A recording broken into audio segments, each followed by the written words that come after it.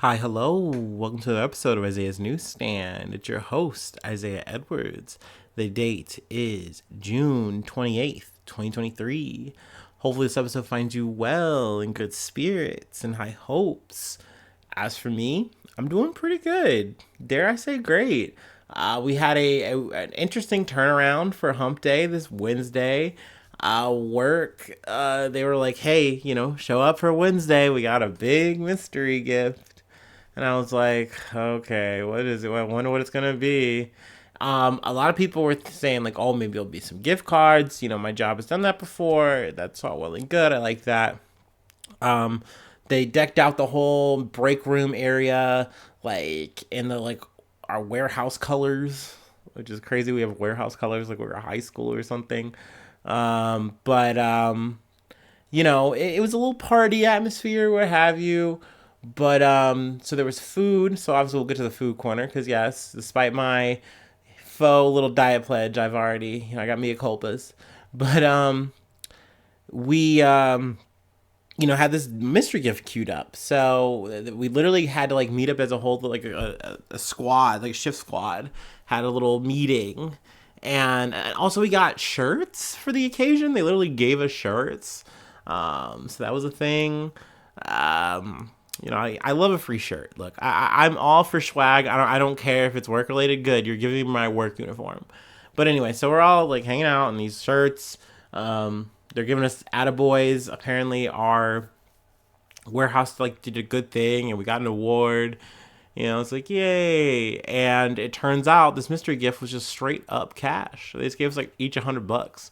So like okay, like I'm not mad about it. That being said, like on a surface level, obviously I'm very happy. I'm an impoverished person living week to week. Like this is that's something. That's not nothing. That's for sure. But while I'm being wined and dined, I just always think like, man, like I would give up all these treats for more money, like more money on my paycheck. You know what I mean? Like I would, as much as I do like my insurance plan, it'd be nice to have one that was more inclusive as always. Those are things I always think about. So, there are ways to achieve those things. And I just think to myself, man, if only I was that guy. But I'm 32 and I'm very tired and very lazy, and just all in all, just not that motivated. But anyway, food corner, they had a spread, like a vegetable medley. They had a pasta with some cheese, and then it was like a spiral pasta. They had rolls, salad, and then it came down to the chicken and I believe beef short rib. And everyone was saying on my way up that like, hey, short rib's better. Get that. So that was my pick. Yes, I scammed. I got the second ticket. They let me through, and yeah, that was my heist for the day. We had to get that in, get that lick. Yes, are we fatter? Probably. It is what it is. That being said, I still feel like I'm doing my shaving back, scaling back, whatever. So, that was my big meal of the day. We went feast mode, how I like to do. So, hopefully this will all bounce out. It'll all bounce out in the wash. We'll see. But yeah, it was pretty yummy. Did I say if there was chicken? There was a chicken that was the other option, but I was like, I don't want that chicken. So, all in all, it was good. It was a solid work day. So we love to see that. Another day at the office. But yeah, we can go ahead and get into some news. Why not? Let's go ahead and do that. Yeah. From BBC News, Kramatorsk, Kramatorsk, Russian missile strike hits restaurants in Ukrainian city. Now, a little bit unrelated, but just related to situation at hand because I did want to give like a bit of a quick update on the Prigozhin situation on the Wagner Group. Essentially, it does seem that Prigozhin has been at least spotted in Belarus. That doesn't mean if he's still there, but it does seem like things are going the way that they're supposed to for his retreat or whatever we're calling it, his exile. But for his troops, Russia more or less gave them like an ultimatum of, hey, you can stay and join the Russian soldiers instead, which, hey, you're not with the Wagner group, you don't have to leave, but also they aren't going to be charged as well. I don't know if I don't think I mentioned that in previous episodes, but they can stay, but the pay cut is very drastic. They're getting a substantial amount more to be in this specialized group under Prigozhin. So they could stay in Russia. They could just stop altogether, just, stop being a soldier. That's an option. Secret third option there before you get to the other option, which is just going to Belarus with Wagner. But yeah, either way, no prosecution. So I don't want to say like, oh, it's tied, like, things are all tied up. But I do think this isn't the last we've heard of the Wagner group. I'm sure a part of Putin's math here is that, hey, I need Prigozhin, I need his little army to do some things for me. Like, if not in this war, he has plenty of shit going on in Africa.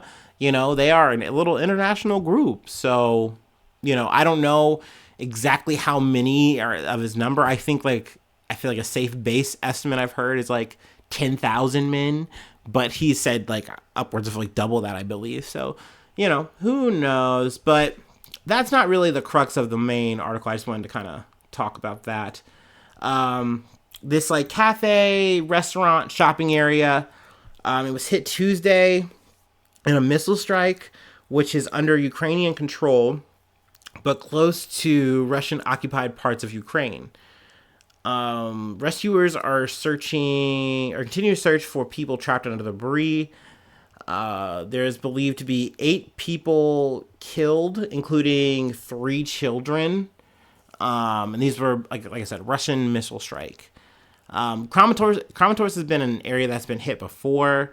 And this area was kind of known to frequent all kinds of people. So like journalists would go there.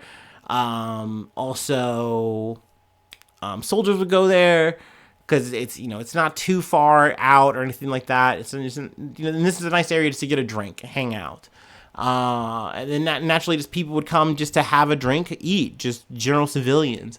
And now, this strike from Russia isn't, sadly uncommon. Like a journalist who was there, but wound up leaving before the strike happened. He kind of said like there was this energy or this notion that like inevitably a strike could happen just because there is a frequent amount of soldiers who go there. That being said, these are soldiers who are off duty. It's not like this is a military area. But I'm sure, from Russia's side, they're going to try to, mock it up like that, where it's like, oh, well, this is something we believe that was like a military target, even though it's not. It's clearly not. It's very sad that this is just a casual happening, They do talk about some of the people who died, mainly just focusing a lot on the youth. Like there's twins that were killed, as well as a 17-year-old girl who was reported to me among those who were killed in the attack. But yeah, this was just like a big area, and essentially it was leveled. Once again, it's kind of reported that, that's the official number, but there's obviously more that are trapped under the rubble who are working or just eating there, hanging out. So, the final totals and, there's still search and rescue, going on. So that is a story I wanted to cover to get us started there. A little bit of Russia-Ukraine talk. Let's see. Keeping it international for the BBC News. Anger in Paris after police kill teen in traffic stop. Let's see here. Protests and unrest erupted in Paris, in the Paris region overnight after police shot dead a 17-year-old who failed to stop when ordered to by traffic police. Video circulating on social media shows a police officer pointing a gun at the driver of the car before a gunshot is heard. The car then crashes to a stop. Also, it's reported like via audio that one of the cops says like if you don't stop, I'm paraphrasing here, but like, if you don't stop, I'm going to shoot you. I'll just actually read it. The agency also reports that a person in the video can be heard saying, "You're going to be shot in the head," but it's unclear who says it. Now, more or less, I'm assuming the cop is saying that it's like, look, if you resist or do anything, I'm just going to blow your head off. Now, it's crazy that a cop is going to come in that hot, once again, over a traffic stop. I've said this once, I'll say it 1,000 fucking times in the series of this fucking podcast. It does not make sense for cops to act like this. I do not care what pro-cop YouTuber has to fucking say, whoever on fucking Twitter, blah, blah, blah, blah, fucking blah. The way protocol and technology should be working here, there's no reason for you to fucking shoot someone like they're goddamn Wild Bill or John Green goddamn Gacy over a traffic stop violation. You know what I mean? Like, oh my God, he ran off. He drove off. That's so crazy. That's so wild. Like, we have to make sure that they just get executed. Like, this is Judge Dredd. It's never going to add up. So I do think the unrest is justified here. I know, wow, I can't believe Isaiah thinks that. That's crazy. 2 others were in the car at the time of the shooting. One fled, while another, also a minor, was arrested and held by police. Nahil M is the name of the victim, person who was shot. And I don't have the name of the officer, at least not as of yet. I just know that he's like a 38-year-old cop. French authorities, whatever, that he was charged, more or less. So we'll see how that goes. I know that there has been, police officials who have kind of come out and said, hey, I've looked at the video. From what I've seen, this doesn't look like good procedure. Even Macron, his little stinky ass, come out and said some shit in terms of like, this is, not right, yada, yada, this is appalling, blah, blah, blah. So, we will see how things shake out. People are definitely out and protesting, which, like I said, I love to see it. I'm gonna say it. Shit, they burning cars and shit. That shit's wild. Not to say that I, love to see people's property vandalized. Obviously, no. Shit, that's sad. That's fucked up. It's annoying.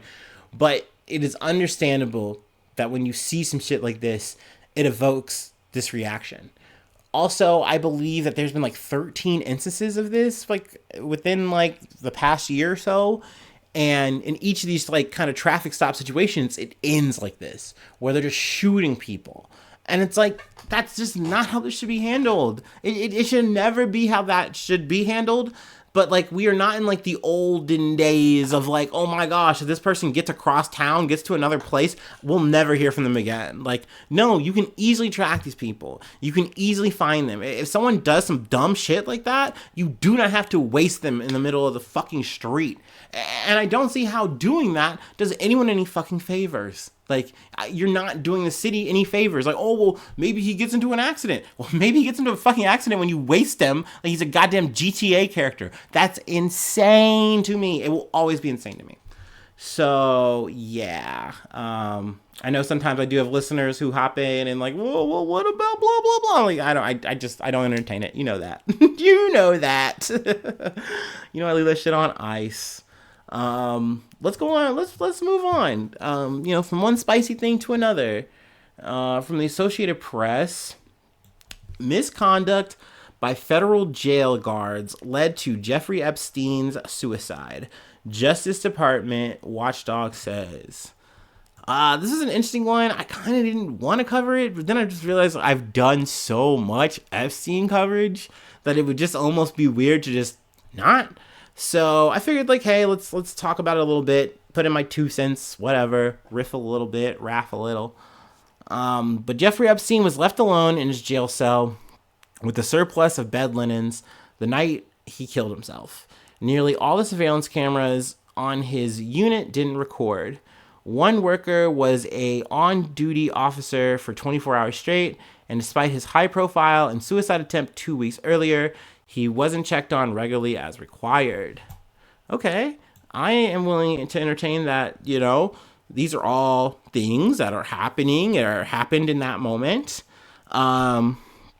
Let's see, the Justice Department watchdog said Tuesday that a combination of negligence, misconduct, and outright job performance failures by the Federal Bureau of Prisons and Workers at the New York City jail enabled the wealthy financier to take his own life in August of 2019, finding no evidence of foul play.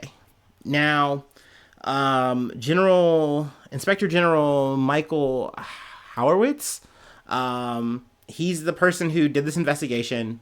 This kind of correlates with a lot of information that has been released along, like there's some emails, there's forming of the timeline of his last kind of days, things of that nature.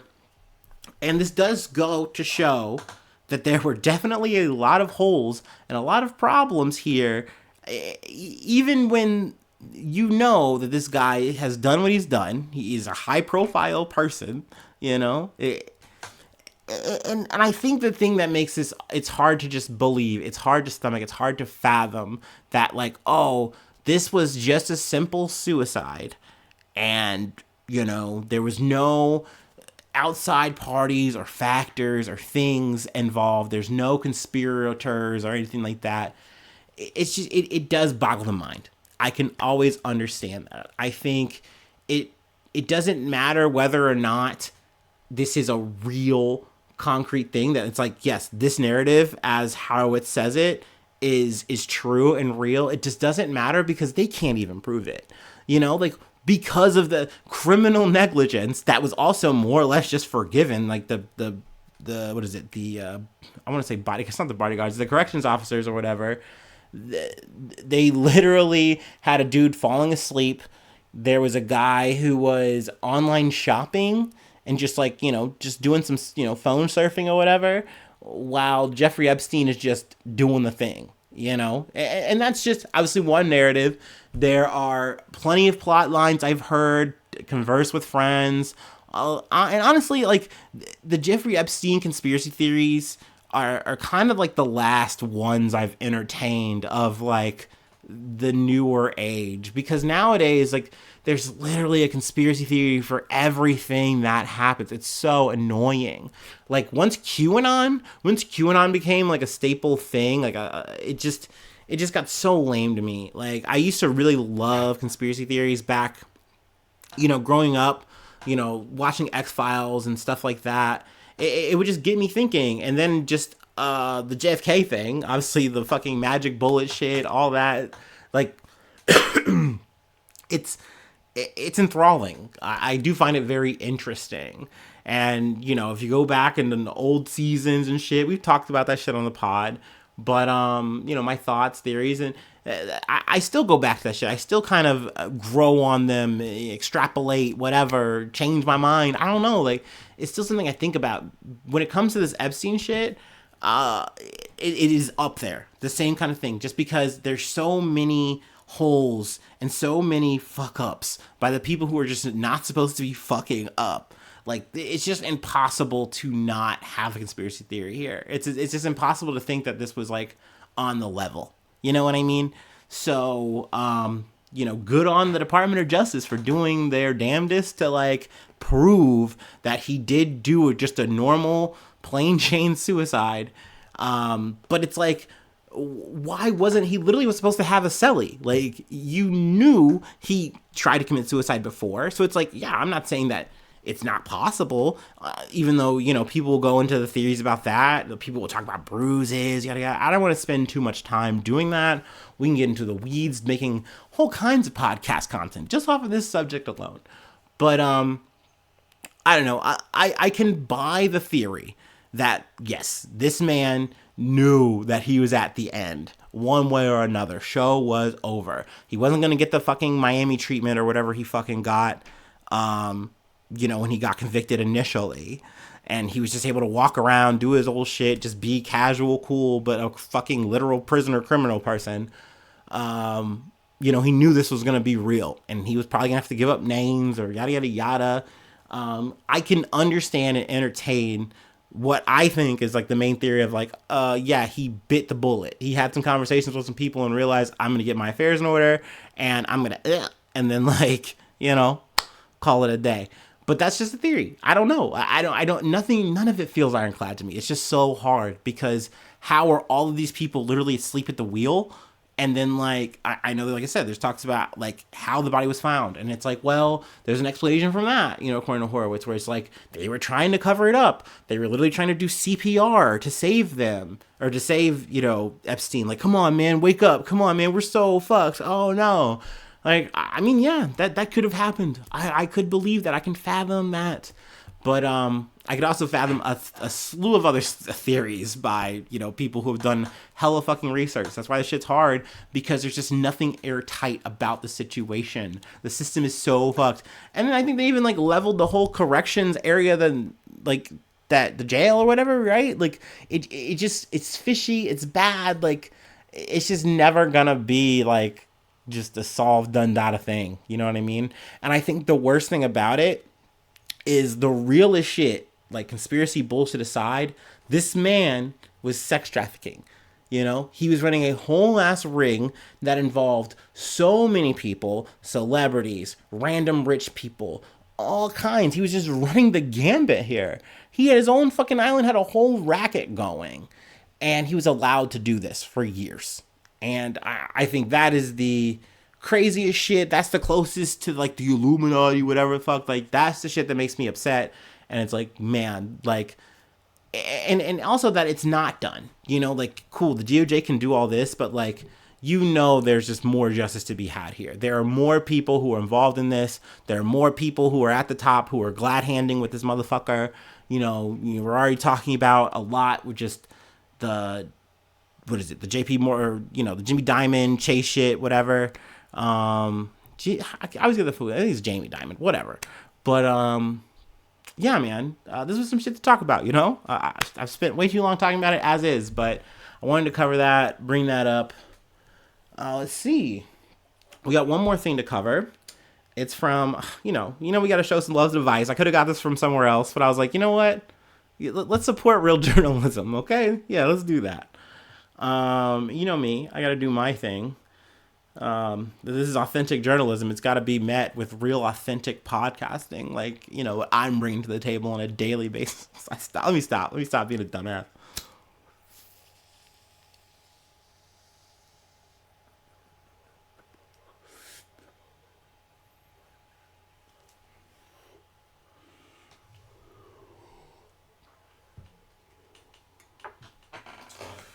Ooh. Let me sip on some of this wine. All right. Okay. How do you convince people your sweatshop is cool? Pay an influencer to tour it. This has just been an interesting discourse that's kind of taken place this week. I feel like I've been lacking on that. I've been focused on honk, shoe, mimi, snore ass fucking news. So I just wanted to cover this. It was interesting, and it was an interesting conversation, whatever. A group of US-based influencers are under fire for their glowing reviews after a sponsored trip to a Shein factory in Guangzhou, China. Shein, a Chinese-owned fast fashion brand, rose out of obscurity in 2008, gaining notoriety for selling on-trend but low-quality garments at even lower prices to over 150 countries around the world. But despite its appeal amongst penny-pinching Gen Zers, the company has periodically found itself facing accusations of labor abuse, vast environmental impact, and workers stitching "help me" into the tags of their garments. Also, I've seen that they've gotten under like fire for just like making like weird racial art. Like I saw one phone case of like a black man chalked out with like handcuffs, and I'm like, what? Where'd you get that from? It's weird, a little bit challenging for me, but I do get the premise. Obviously, fast fashion is just cheap and easy, quantity over quality kind of like just clothing that if you're on a budget, shit, man, like I get it. I get the idea. I know I've heard like I've listened to some like shit from like the journal where they've talked about how like literally their packaging is so bad that it's like environmentally damaging because they're just like shipping you these little camis or shirts, leggings, what have you, and these plastic bags, and you're just getting a bunch of plastic bags. They're shipping the shit out, and then these plastic bags just kind of float around landfills, yada yada yada, shit like that. But anyway, let's get to the prop. Let's get to the propaganda. Among well-lit production lines, happy workers, and clean conditions, the 6 online personas, including Danny Carbonari, which also goes under the name Danny DMC, Angeline Butler, also known as It's Just J Love. Gosh, I'm butchering these.